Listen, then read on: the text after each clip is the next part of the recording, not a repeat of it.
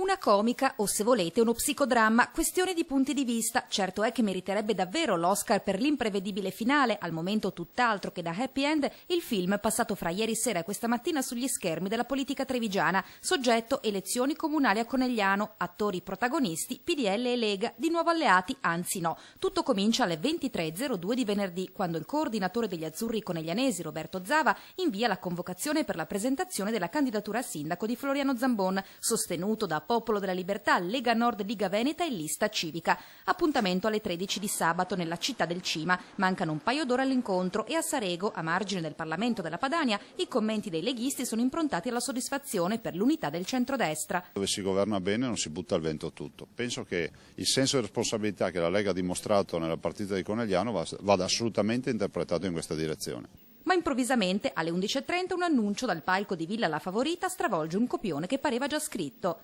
Calderoli ha annunciato che si correrà nei comuni in solitaria per prepararsi alle elezioni politiche dell'anno prossimo.